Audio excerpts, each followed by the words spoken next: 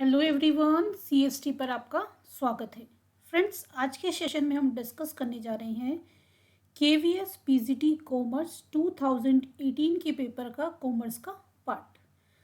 Commerce के 80 question आते हैं, यानी कि केवीएस में पीजीटी में सब्जेक्टिव स्पेसिफिक जो क्वेश्चन आते हैं वो सब्जेक्ट के कितने क्वेश्चन आते हैं? 80।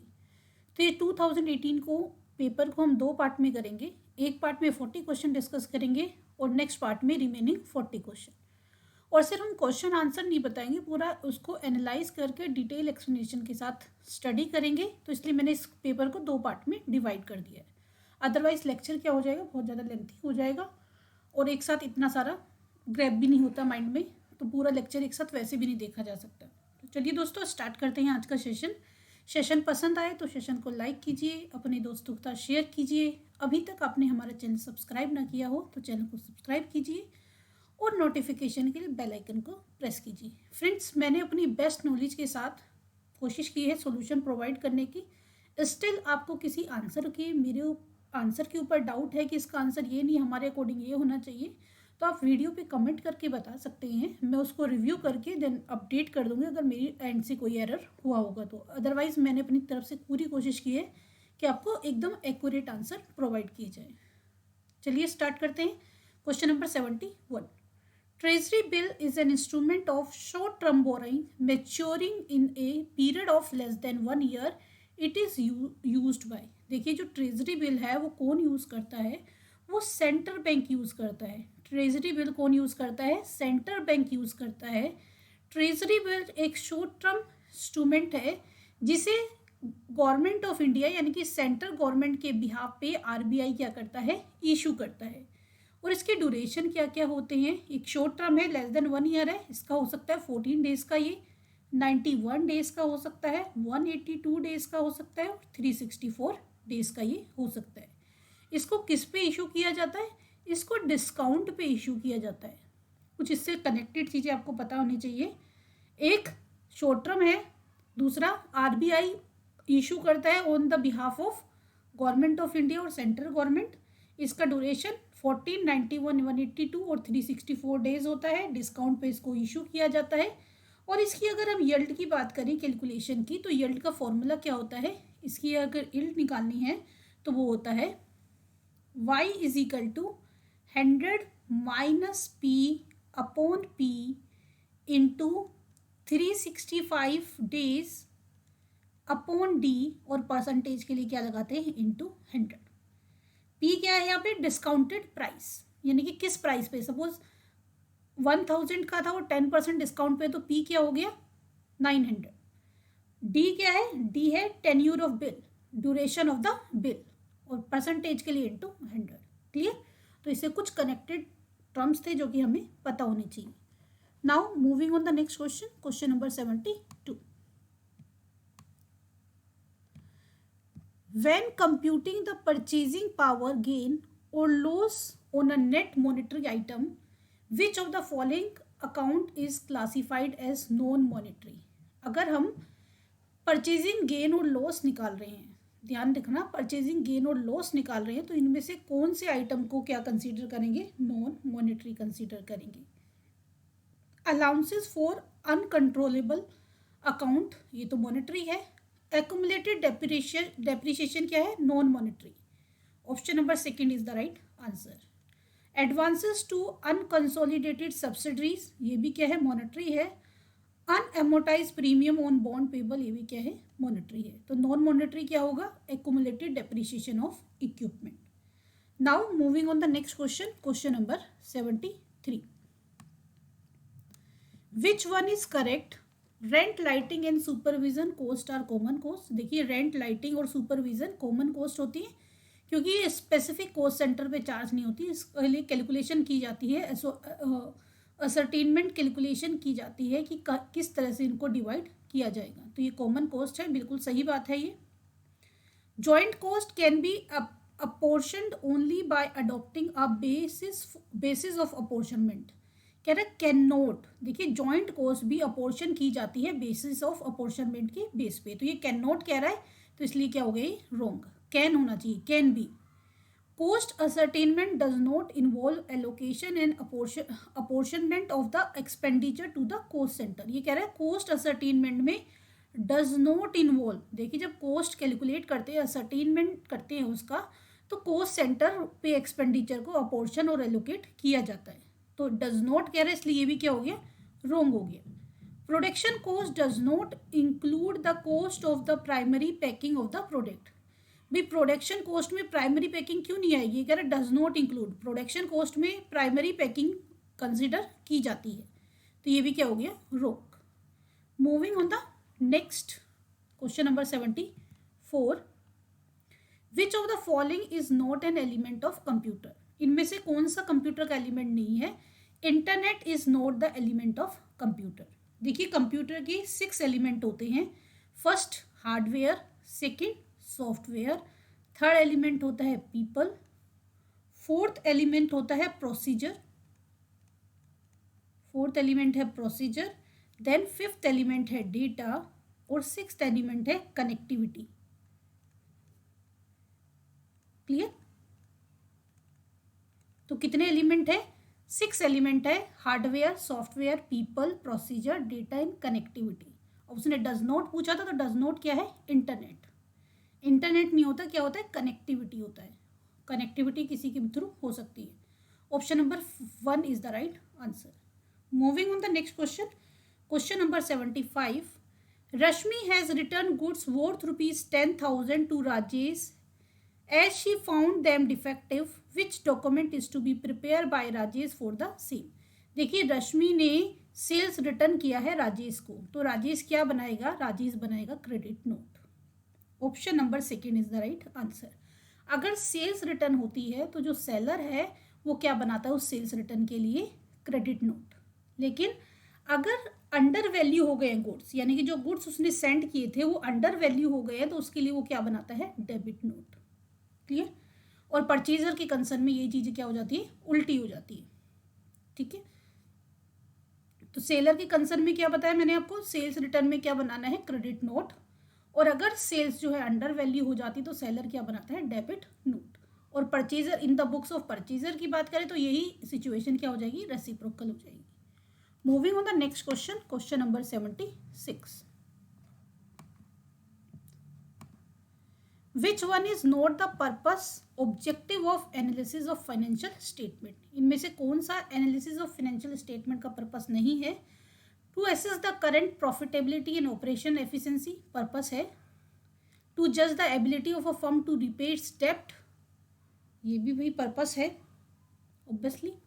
To show financial position through balance sheet and profitability through profit and loss, ये financial statement analysis का purpose नहीं है।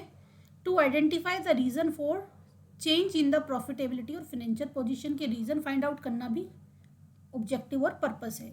उसने नोट पूछा था तो नोट का आंसर क्या हो जाएगा, option number 3 is the right answer. Moving on the next question, question number 77, C Siri Limited purchase a machine for ₹40 lakh payable as 25% in cash and balance by issue of 8% debenture of ₹400 each at a premium of 20%. How many debentures are issued to vendor? देखिए 40 लाख में से 25% क्या दे दिया, cash दे दिया। 25 means 1/4, 40 lakh का 1/4 यानी कि 30 लाख क्या दे दिया, 30 लाख दे दी, ओ सॉरी 1/4 यानी कि 10 लाख क्या दे दिया, कैश दे दिया। यानी कि डिबेंचर किसके लिए दिए गए, डिबेंचर दिए गए 30 लाख के लिए। सबसे पहले देखिए किस अमाउंट के लिए डिबेंचर दिए गए। 40 लाख का 25% मीन्स 1/4, 10 लाख, कैश दे दिया गया 10 लाख, और बैलेंस यानी कि 30 लाख के लिए डिबेंचर दिए गए। तो 30 लाख अमाउंट है जिसके लिए डिबेंचर दिए गए हैं, और डिबेंचर का जो प्राइस है वो है 400 ईच, और 20% प्रीमियम पे दिए गए हैं। 400 का 20% निकालोगे 10% 40, 20% 80, यानी कि क्या हो गया 480। मैंने बताया हुआ है बहुत बार कि नंबर ऑफ डिबेंचर इशू क्या होगा, purchase consideration for which debenture issue upon issue price. अगर पार है तो पार वैल्यू आ जाएगी, अगर प्रीमियम है तो पार प्लस प्रीमियम, और डिस्काउंट है तो पार माइनस डिस्काउंट। अब इसको कट कर लेंगे और जो भी आपका आंसर आएगा वो हो जाएगा हमारा इस पर्टिकुलर क्वेश्चन का आंसर। इसको काटेंगे, you will get 6250। Option number 1 is the right answer. Clear? Moving on the next question, question number 78। Question number 78, the industry which combine various ingredient into a new product is known as। जो industry various ingredient को new product में convert करती है उसको बोलते हैं synthetical industry. 78 का answer हो जाएगा ऑप्शन नंबर 2। अब बाकी को भी डिस्कस कर लेते हैं। एनालिटिकल इंडस्ट्रीज वो इंडस्ट्रीज होती हैं जिसमें एक रॉ मटेरियल से मल्टीपल यूटिलिटी के प्रोडक्ट को डिराइव किया जाता है। जैसे क्रूड ऑयल है, उसमें से चारकोल, तारकोल, पेट्रोल, डीजल, नेचुरल गैस, ये वो फलाना दुनिया भर की चीज़ें निकलती हैं, तो वो क्या है एनालिटिकल इंडस्ट्री। और अलग अलग इंग्रेडिएंट को ज्वाइन करके एक न्यू प्रोडक्ट बनाया जाता है उसको बोलते हैं सिंथेटिकल इंडस्ट्री। और प्रोसेसिंग जहाँ पे होती है यानी कि मल्टीपल प्रोसेस से काम होकर प्रोडक्ट बनता है उसको बोलते हैं प्रोसेस इंडस्ट्री। और असेंबली डिफरेंट पार्ट्स को कलेक्ट करके जो इंडस्ट्री बनती है वो है असेंबलिंग इंडस्ट्री। जैसे कि अगर हम लैपटॉप की बात करते हैं, मोबाइल की बात करते हैं, व्हीकल की बात करते हैं, तो छोटे छोटे उनके पार्ट्स अलग अलग जगह से आते हैं। और मोबाइल फ़ोन की बात करते हैं और असेंबल करके क्या किया जाता है, प्रोडक्ट बनाया जाता है। आप ये स्क्रीनशॉट ले के अपने पास रख सकते हैं। मैंने थोड़ा सा डिटेल आपकी एक्सप्लेनेशन के लिए यहाँ पे रखा है इसमें। सी इसका स्क्रीनशॉट ले लीजिए, इससे आपको इसको समझने में आसानी रहेगा। मैंने अपनी सिंपल लैंग्वेज में आपको समझा दिया है कि एनालिटिकल क्या है, जहाँ पे एक रॉ मटेरियल से मल्टीपल यूटिलिटी वाले प्रोडक्ट क्रिएट किए जाते हैं। जैसे क्रूड ऑयल है, सिंथेटिक में अलग अलग इंग्रेडिएंट से एक न्यू प्रोडक्ट बनाया जाता है। सीमेंट, फ्रेगनेंस इंडस्ट्री इसके अंदर आते हैं। प्रोसेसिंग में प्रोसेस होता है, जैसे फूड है, ब्रेवरेज है, केमिकल, फार्मास्यूटिकल, ये सारी चीज़ें हैं। रबर, टेक्सटाइल, तम्बाकू, बहुत सारे मैंने एग्जाम्पल लिखे हैं रेफरेंस के लिए। और असेंबलिंग में अलग अलग पार्ट्स को इकट्ठा करके क्या किया जाता है, प्रोडक्ट को बनाया जाता है, एक जगह मैन्युफैक्चर किया जाता है। तो इसका स्क्रीनशॉट लेके आप रख सकते हैं अपने पास। Then question number 79, which one is correct? इनमें से कौन सी करेक्ट स्टेटमेंट है? तो इसके लिए सारी स्टेटमेंट को आपको देखना पड़ेगा। पर्सनैलिटी नेवर चेंज, भाई ऐसा तो नहीं है, पर्सनैलिटी चेंज हो सकती है एज पर सिचुएशन। हर एक बंदे की पर्सनैलिटी अलग हो सकती है और भी बहुत सारे फैक्टर हैं जो पर्सनैलिटी को चेंज कर देते हैं। तो ये क्या हो गया, हमारा रॉन्ग हो गया। Openness to experience is a personality dimension that characterizes someone in a term of imagination, sensitivity and curiosity. ये थोड़ा सा सही लग रहा है। अनुभव प्राप्त करने के लिए तैयार रहना व्यक्तित्व का वह आयाम है जो व्यक्ति की कल्पना, संवेदना तथा जिज्ञासा की विशेषता बतलाता है। बाकी को भी देख लेते हैं एक बार। Personality is a sum total of ways in which an individual react to other but does not interact. देखिए जो पर्सनैलिटी है वो सम टोटल होता है react to other and interact with other. ये कह रहा है डज नॉट, तो ये क्या हो गया, wrong. The fit between personality type and occupational environment does not determine turnover. ये भी क्या है, डज नॉट नहीं होगा, डज होगा, टर्नओवर को डिटरमाइन करता है। तो ये भी रॉन्ग है। तो क्या करेक्ट हो गया, option number 2 is the right answer. Moving on the next question, question number 80। Anil endorse a bill for rupees 10,000 in favor of Chinky. This bill was drawn on Vijender. On the due date, the bill was honored by Vijender. On due date, which amount will be debited by Vijender in his book? देखिए endorse किया है अनिल ने, यानी कि अनिल क्या है, अनिल है drawer, ठीक है। चिंकी इंडोर्सी है और विजेंदर क्या है, ड्रॉइंग।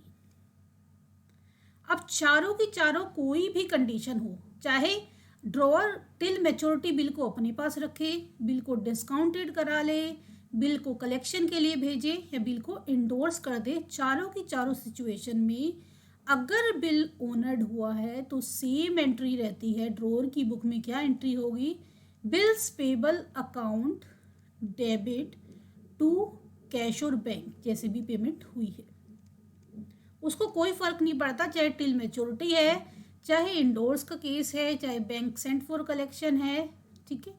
चारों की चारों सिचुएशन में क्या रहता है, सेम एंट्री रहती है। तो उसने पूछा किसको डेबिट करेगा, तो किसको डेबिट करेगा, वो डेबिट करेगा बिल्स पेबल अकाउंट को।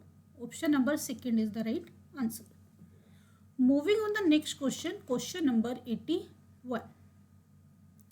The first stock exchange in Asia was set up in 1975 at, देखिए फर्स्ट और ओल्डेस्ट स्टॉक एक्सचेंज कौन सा है, मुंबई स्टॉक एक्सचेंज सबसे पुराना ओल्डेस्ट स्टॉक एक्सचेंज है, जिसे बनियन ट्री के नीचे स्टार्ट किया गया था, under the banyan tree by four Gujarati and one Parsi. 4 Gujarati और 1 पारसी ने मिलके इसको बनियन ट्री के नीचे स्टार्ट किया था मुंबई स्टॉक एक्सचेंज को। और कब स्टार्ट किया गया था, ये स्टार्ट किया गया था 9 जुलाई 1875 में। कई बार एग्जैक्ट डेट भी आ जाती है। कब स्टार्ट किया था इसको, 9 जुलाई 1875 में 4 गुजराती 1 पारसी ने मिलके बनियन ट्री के नीचे मुंबई में स्टार्ट किया था। ये इंडिया का भी और एशिया का भी ओल्डेस्ट स्टॉक एक्सचेंज है। क्लियर, तो 81 का आंसर क्या हो गया, option number 4 is the right answer. Moving on the next question, question number 82। Opening stock, purchase, wages, interest on loan, closing stock आपको दिया हुआ है, कॉस्ट ऑफ गुड्स सोल्ड आपको निकालना है। देखिए कॉस्ट ऑफ गुड्स सोल्ड क्या होता है, कॉस्ट ऑफ गुड्स सोल्ड होता है sales minus gross profit.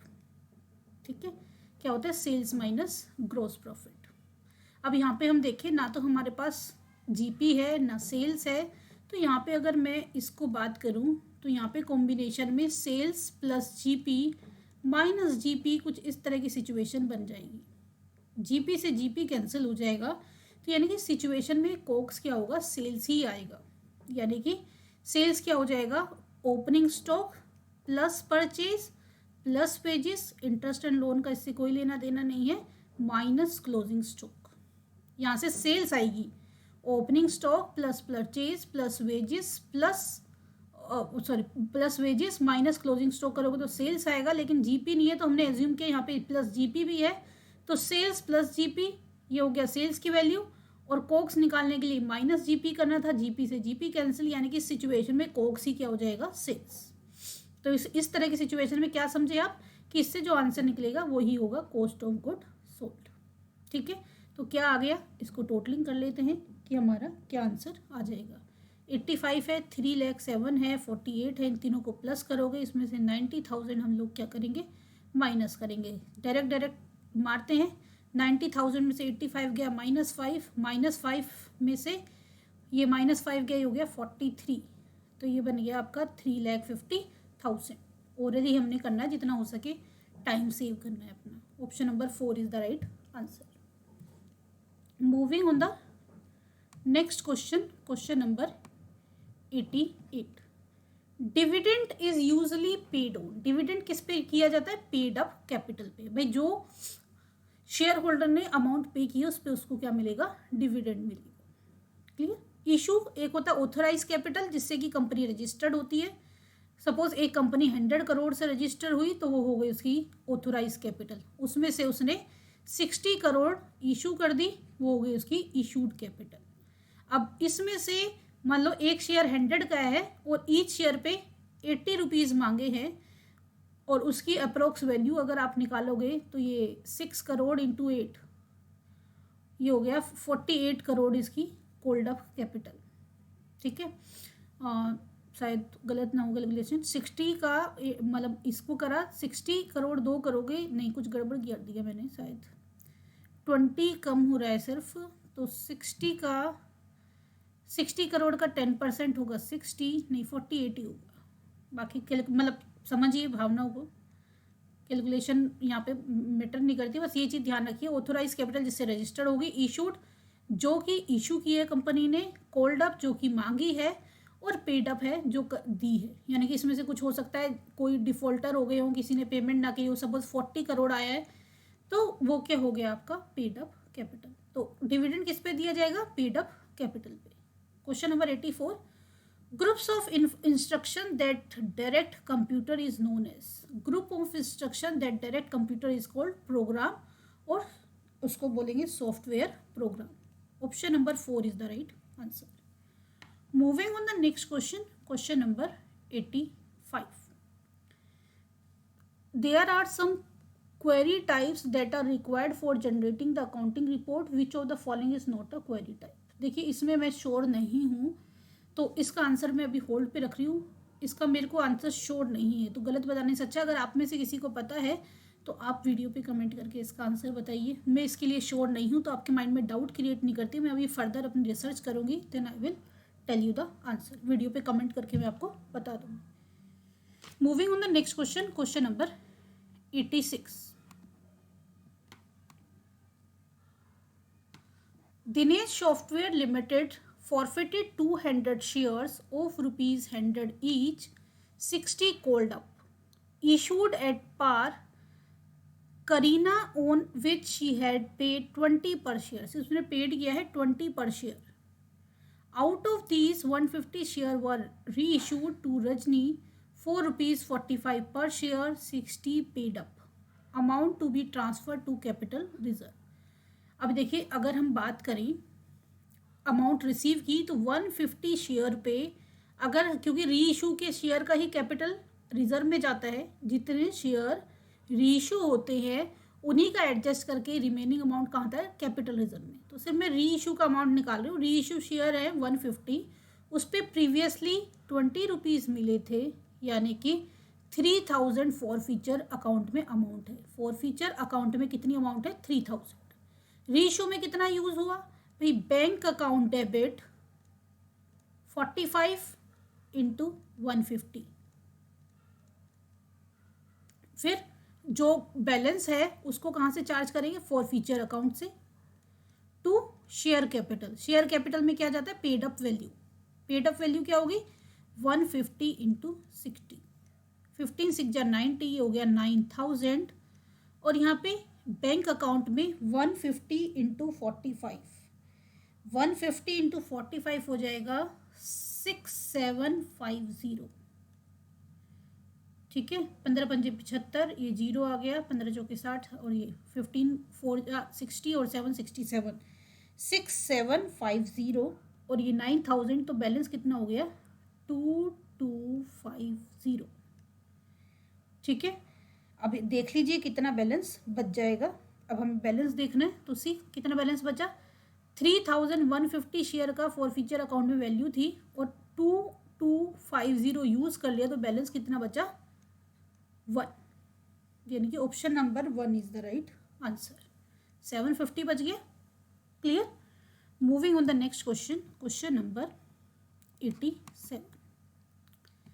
An aggrieved consumer can launch a complaint to State Consumer Commission if the value of goods or services in question along with compensation. देखिए ये जो question है 2018 में आया है, यानी कि इसका आंसर किसके बेस पे है, 1986 कंज्यूमर प्रोटेक्शन एक्ट 1986 के अकॉर्डिंग. तो वो होगा, स्टेट की बात हो रही है, तो अगर उसके अकॉर्डिंग मैं बात करूँ, देखिए एक होता है डिस्ट्रिक्ट फोरम, एक होता है स्टेट कमीशन और एक होता है नेशनल कमीशन.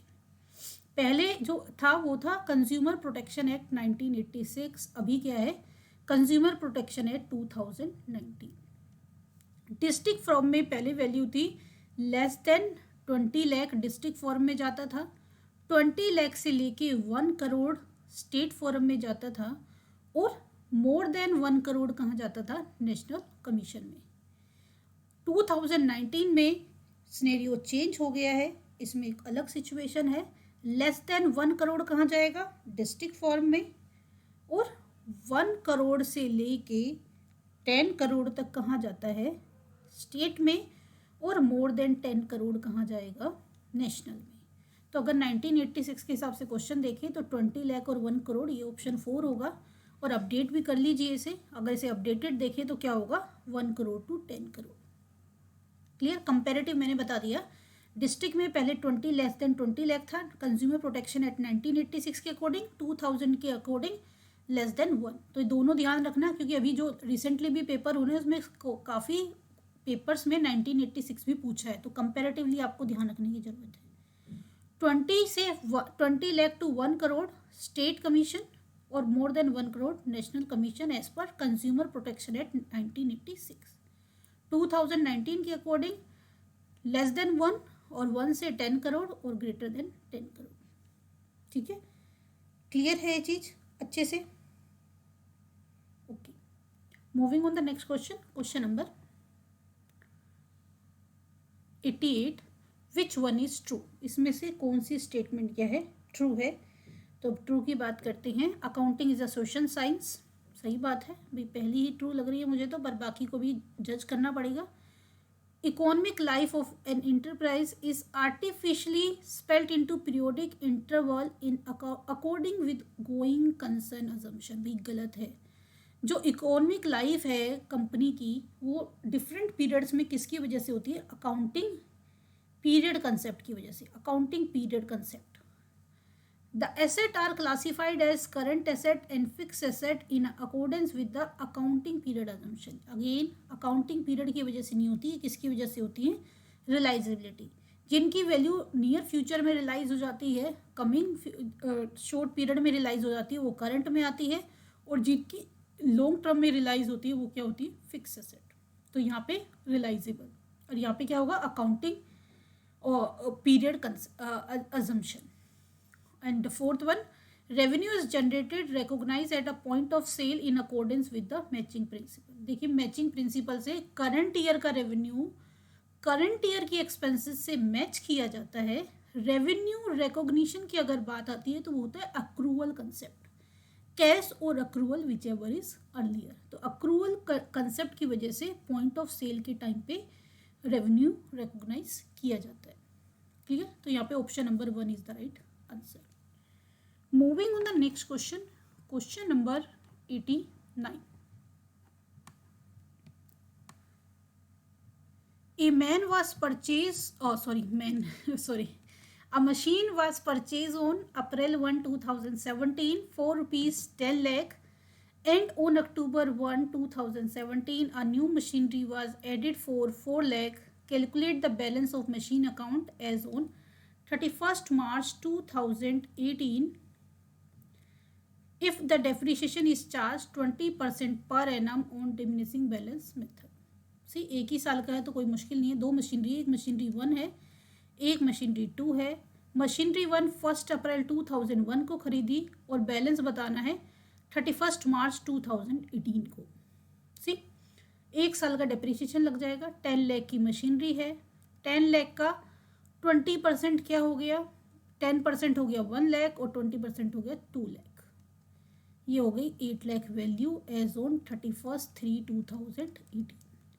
ये अक्टूबर में खरीदी है 4 लाख की, अक्टूबर में खरीदी है 4 लाख की। अक्टूबर से लेके मार्च तक कितना हो गया? 6 मंथ, तो इस पर 6 मंथ का डेप्रिसिएशन लगेगा। 4 लाख का 20% की अगर हम बात करें, 4 लाख का 10% 40,000, 20% हो गया 80,000। 6 मंथ की बात हो रही है तो ये क्या होगा? 40,000, यानी कि ये आ जाएगा 3,60,000। इसका कैलकुलेशन लिखने की जरूरत नहीं है, बिल्कुल सिंपल है। ऐसी कैलकुलेशन ओरली करो। 8 और 3 11, टोटल बैलेंस क्या हो गया? 11,60,000। 11,60,000। Option number 3 is the right answer. Clear? Moving on the next question, question number 90। Analysis of comparative financial statement include, common size statement होता है कंपैरेटिव फाइनेंशियल स्टेटमेंट में, कैश फ्लो होता है, ट्रेंड एनालिसिस होता है, हॉरिजॉन्टल कुछ नहीं होता। तो उसने पूछा है analysis of comparative financial statement include. अब इसमें हम देखो, सॉरी मैंने गलत पढ़ लिया, वित्तीय विवरणों के विशेषण में सम्मिलित है। Wait a minute, does not पढ़ लिया मैंने। सी अगर हम बात करते हैं analysis of comparative financial statement includes, अगर कंपैरेटिव फाइनेंशियल स्टेटमेंट कहते हैं तो दो तरह का है, एक होता है वर्टिकल एनालिसिस और एक होता है हॉरिजॉन्टल एनालिसिस। ठीक है, जिसको कॉमन साइज और कंपैरेटिव भी हम लोग कहते हैं। लेकिन अगर हमें इसमें से चूज करना होगा तो हम किसे चूज करेंगे? We choose horizontal analysis. Option number 4 is the right answer. Clear है? हॉरिजॉन्टल और क्या होता है? वर्टिकल। अब यहाँ पे कंपैरेटिव पूछा है तो जो कंपैरेटिव है वो होता है हॉरिजेंटल और कॉमन साइज क्या होता है वर्टिकल।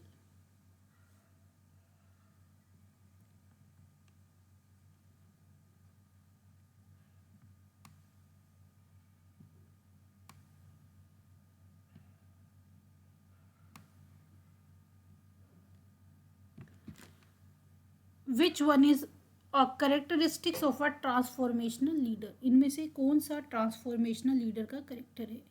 देखिए ट्रांसफॉर्मेशन लीडर का करेक्टर है option number 1, gives personal attention, treat each employ individually, coaches advice. Option number 1 is the right answer.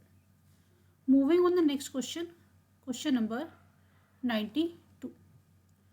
Friends session पसंद आ रहा हो तो सेशन को लाइक कीजिए, अपना फीडबैक ज़रूर प्रोवाइड कीजिए ताकि हम अपने वर्क में इम्प्रूवमेंट कर सकें, और आपका फीडबैक हमें मोटिवेट करता है आपके लिए अच्छे से अच्छा वर्क करने के लिए, हार्ड वर्क करने के लिए। तो अपना फीडबैक हमारे साथ ज़रूर शेयर करें।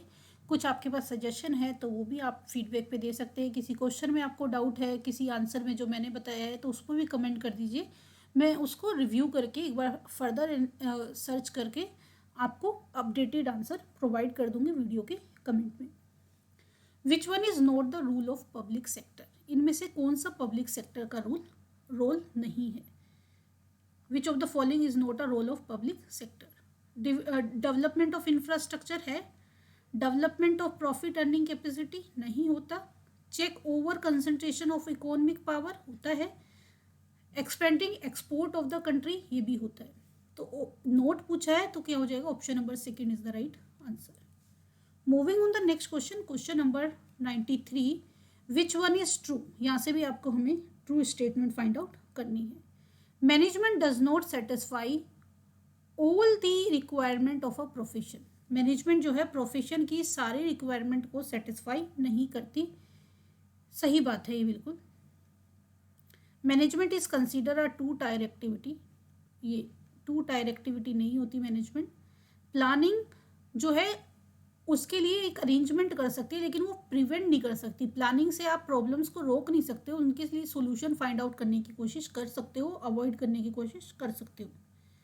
Organising function examining the activity and resources required, resources required organizing में नहीं होता, उसमें रिसोर्सेज को अरेंज किया जाता है, उनके बीच में कनेक्शन क्रिएट किया जाता है ताकि जो ऑर्गेनाइजेशन का कॉमन ऑब्जेक्टिव है उसको अचीव किया जा सके। तो मेरे अकॉर्डिंग इसका आंसर होगा 1। Moving on the next question, question number 94, it is a market where low risk unsecured short term debt instrument that are highly liquid are issued and actively traded every day. This market is known as, जिसमें कि भाई short term highly liquid और unsecure होते हैं उसके कहते हैं money market. Primary market क्या होती है, जहाँ पे फ्रेश शेयर इशू होते हैं, इनिशियल पब्लिक ऑफर जो होता है वो प्राइमरी मार्केट है। सेकेंडरी मार्केट जिसमें ऑलरेडी इशूड सिक्योरिटीज जो है ट्रेड होती है उसको बोलते हैं secondary market, like stock exchange. Stock exchange क्या है, सेकेंडरी मार्केट है। Capital market long term instrument के साथ डील करती है। तो यहाँ पे हमारा आंसर हो गया option number 3। Question number 95, an initiative launched by the Government of India on September 25, 2014 with the major objective of job creation and skill enhancement in 25 sector of our economy. What is the name of the initiative? तो वो क्या था, make in India. उस time का question है, option number 3 is the right answer. Moving on the next question, question number 96, Ankit draw a bill on Bhavana for 60,000. Ankit endorsed it to Charu in settlement of 70,000 at a discount of 2% and the balance in cash. ठीक है, जो bill है वो 2% discount पे settle किया गया और बाकी बची हुई चीज़ें क्या है वो कैश में दे दी गई। If the bill is dishonour on due date by what amount will Charu debit Ankit, Charu dishonour होने पे अंकित को कितनी अमाउंट से डेबिट करेगी। देखिए अंकित को डेबिट 2 चीज़ों से किया जाएगा, क्योंकि डिस्काउंट बिल के साथ है तो इसलिए एक तो बिल की अमाउंट और प्लस डिस्काउंट की अमाउंट, इन दोनों अमाउंट से चारू जो है अंकित को डेबिट करेगी। बिल की अमाउंट क्या है 60,000, ठीक है, जो बिल इंडोर्स किया है, इंडोर्स का केस है तो बिल तो में कुछ चेंज नहीं करना, वो क्या है 60,000 और 70,000 का 2% डिस्काउंट दिया है। 70,000 का 2%, 1% हो गया 700, 2% हो गया 1400, तो कितना हो जाएगा 61400, 61,400। Option number 1 is the right answer. Moving on the next question, question number 97, which one is false. इसमें से भी आपको फॉल्स स्टेटमेंट सेलेक्ट करना है। 97 में हमें फॉल्स स्टेटमेंट को क्या करना है, सिलेक्ट करना है। Controlling is monitoring organization performance. Controlling जो है ऑर्गेनाइजेशन परफॉर्मेंस को मॉनिटर करता है। हाँ, ऑब्वियसली राइट स्टेटमेंट है। Directing involves leading, influencing and motivating employ.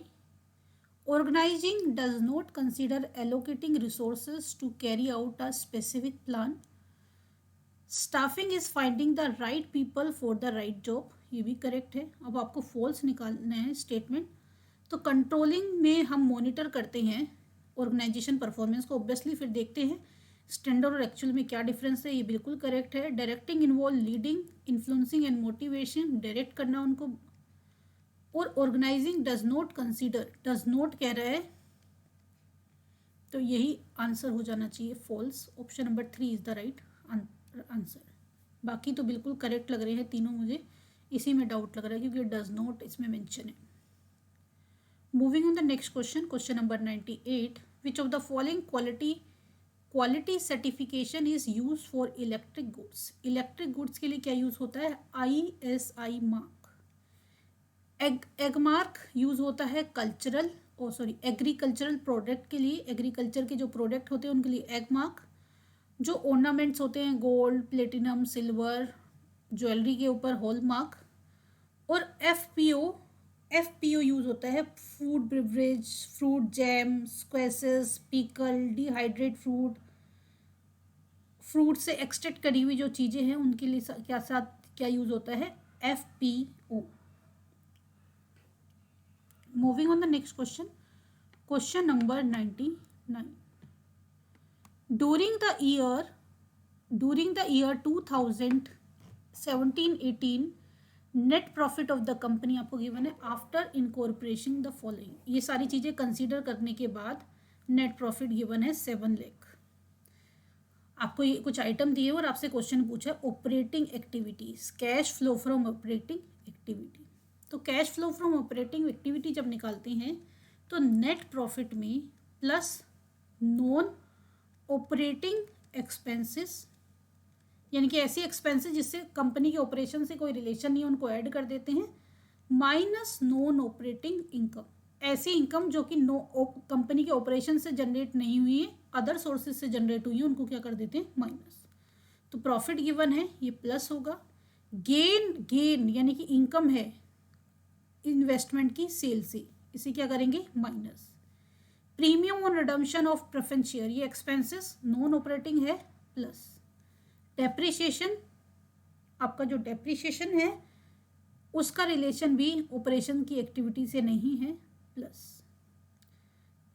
Patent right of, plus. Loss on issue of fix asset, क्योंकि डेप्रिसिएशन कोई एक्सपेंसेस ऐसी नहीं जो आउट ऑफ पॉकेट है जिसके लिए हमें आउटसाइडर को कुछ पे करना होता है। लॉस है, नॉन ऑपरेटिंग एक्सपेंसेस है, प्लस। अब इससे जो आंसर निकलेगा वो अपना आंसर हो जाएगा 7 - 1 6, 6 2 8, 8 3 11, 11 और 4 15, 15,15,000।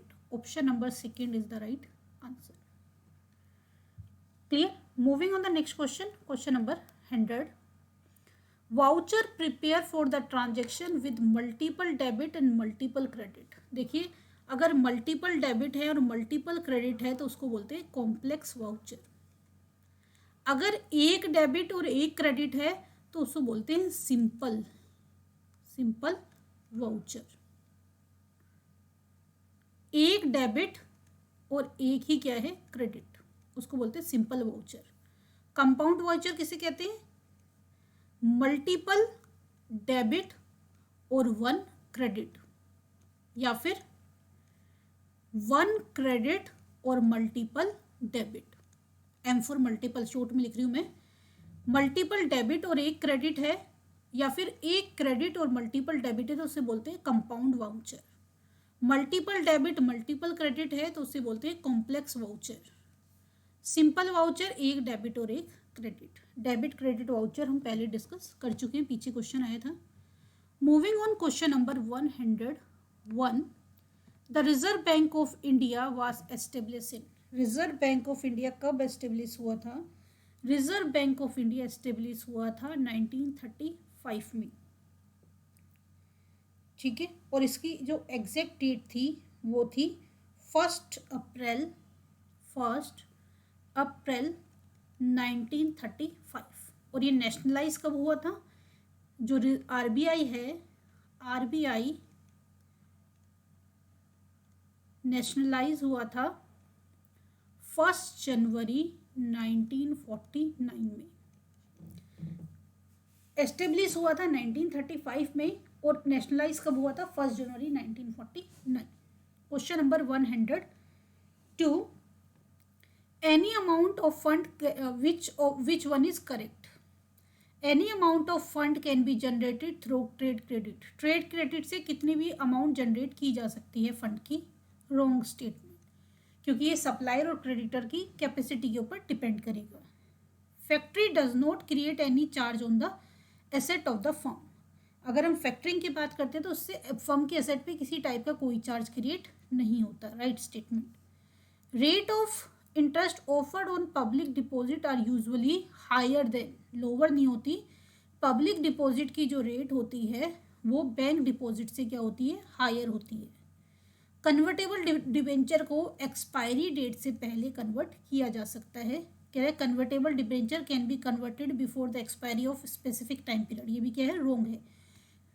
एक्सपायरी के टाइम पे उसको कन्वर्ट किया जाएगा, उससे पहले कन्वर्ट नहीं किया जाएगा unless and until mention in the condition of the issue of debenture.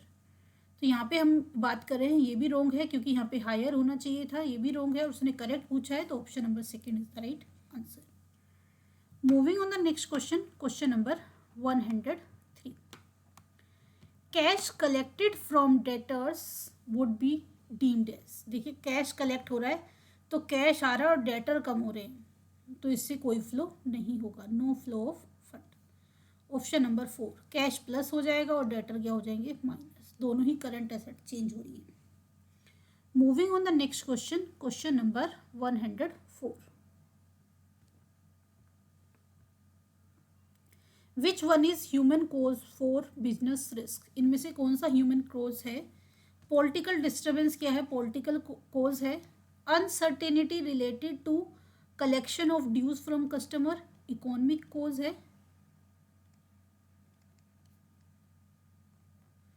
Stoppage of work due to power failure, ये ह्यूमन कोज है,